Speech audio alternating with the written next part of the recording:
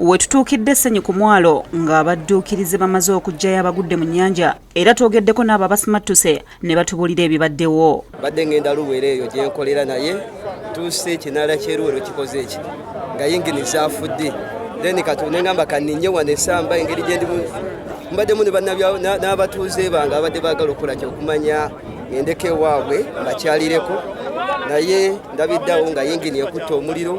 Ekirungi Mukama atuyambe tubadde twakava mu mwalo. Bagambye nti eryato lino libadde lisimbudde wano e Ssenyi nga ligenda ku kizinga eky'Ezziiru mu disitulikiti ey'e Buvuma. Asise yingini n'ekwata omuliro bakivudde ku pulaga yingini ejaminze n'ekwata omuliro. Omu ku basimattuse nga ye David Kintu abadde ayidde okugulu agambye nti omwana we Isima Kintu y'omu ku bafiiridde mu nnyanja bw'abadde agezaako okukuba omuliro ogubadde gukutta eryato. Tuleeta amazzi n'okugyamu amasaati tubeere nga tuzikiza naye oli munnaffe omu ye n'asikako olupiira.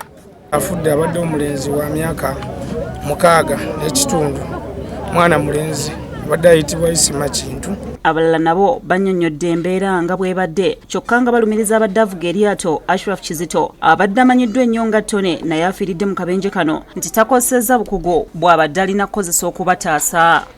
Kivudde ku yingini yasootinzeemu mu mbeera yaayo kubanga yasootinzeemu waya balabika waya yabadde ezimu tezeegize bulungi nzikonekitinga okuba ku muliro ku pulaga. Bagambye nti yingini y'eryato ebadde eganye okwaka bwe yase ate n'ekwata omuliro ye kwe kusika olupiira mu kidomola mu kifo ky'okulusuula mu nnyanja alusudde mu lyato okubadde ebyamaguzi omubadde n'amanda byonna ne bikwata omuliro era wano abantu batandikidde okubuukako nga bagwa mu nnyanja. Nga tugenda Ddamba onyetera nga tugenda Ddamba olutuusawo wakati obutuse yingini eryato nelikola ki nelikwata omuliro.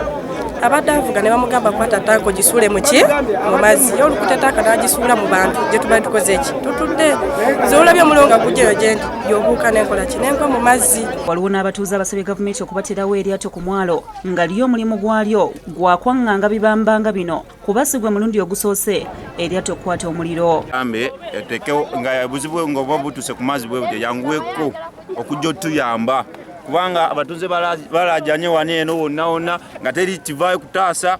Bageza kulwanyisa okuzikiza omuliro abantu abatebaza bali mu bana nesofa twakafunako emirambo 2. Mukasa Kivumbi yakusakidde eggulire lino